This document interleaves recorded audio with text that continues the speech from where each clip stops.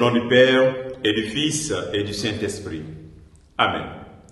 Bien-aimés dans le Christ, nous sommes aujourd'hui lundi 11 novembre.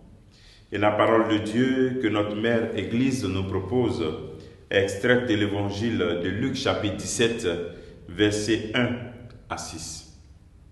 En ce temps-là, Jésus disait à ses disciples: il est inévitable que surviennent des scandales, des occasions de chute. Mais malheureux celui par qui cela arrive. Il vaut mieux qu'on lui attache au cou une de ses meules en pierre et qu'on le précipite à la mer, plutôt qu'il ne soit une occasion de chute pour un seul des petits que voilà. Prenez garde à vous-même. Si ton frère a commis un péché, fais-lui de vifs reproches. Et s'il se répand, pardonne-lui. Même si 7 fois par jour, il commet un péché contre toi, et que 7 fois de suite, il revient à toi en disant: je me répands, tu lui pardonneras. Les apôtres dirent au Seigneur: augmente en nous la foi.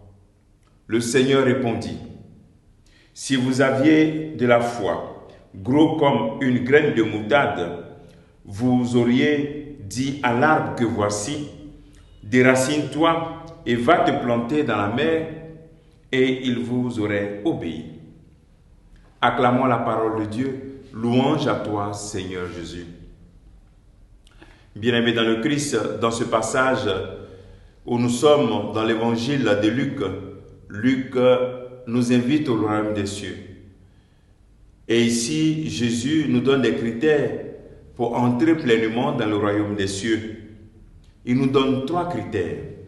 D'abord, d'éviter le scandale, de ne pas être une pierre qui fait tomber les autres. Jésus présente une certaine sévérité face à tous ceux qui sont cause des scandales, par qui des autres tombent. Car il lui-même s'identifie aux petits, à tous ceux qui sont des enfants, des possibles enfants de Dieu, par leur adhésion au Christ. Car il s'identifie à ces petits. Eh bien, bien-aimés dans le Christ, nous avons dans notre Église et dans notre monde chassé beaucoup de petits par notre vie scandaleuse, par nos contre-témoignages. Nous avons éloigné de Jésus-Christ et même fait entrer dans un doute difficile à éliminer beaucoup de petits qui désiraient croire en Christ. Il est bon qu'aujourd'hui tu puisses réfléchir sur ta vie et te dire que ta vie ne t'appartient pas.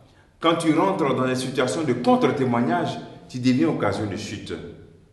À cause de toi, à cause de nos scandales, des gens blasphèment contre Dieu dans nos pays. Évitons les scandales. Recherchons la cohérence. Et deuxième élément, c'est le pardon. Le Seigneur nous invite à tout faire pour retrouver nos frères lorsqu'il donne ce processus de pardon, de rencontrer, et si tu réponds, pardonne. Si 7 fois de suite, il vient qui se répond, pardonne. Alors en tant que chrétien, nous ne pouvons pas vivre avec la rancune, le refus de pardonner dans notre cœur. Rechercher les voies et moyens pour retrouver ton frère. Et enfin, le troisième critère que le Seigneur nous donne, c'est la foi. La foi est en même temps don et en même temps un devoir. Nous faisons des efforts par la catéchèse, par nos lectures, nos formations. Cela fortifie notre foi. Mais la foi aussi don. Et c'est cette foi comme don dont le Seigneur parle ici lorsque les apôtres disent augmente en nous la foi. Et qu'on a cette foi plus grande, plus graine de moutarde, on est capable de déplacer un arbre. Le Seigneur nous invite tout simplement à maintenir cette prière, d'augmenter notre foi, d'implorer sa présence qui puisse augmenter notre foi. Pose-toi ces questions en ce jour. Suis-je occasion de scandale? Est-ce que je suis prêt à retrouver mon frère qui m'a offensé? Est-ce que je prie régulièrement pour demander au Seigneur d'augmenter ma foi? Demandons au Seigneur cette journée d'illuminer notre vie et qu'il vous bénisse, qu'il nous bénisse tous, lui qui est Père, Fils et Saint-Esprit, pour les siècles. Amen.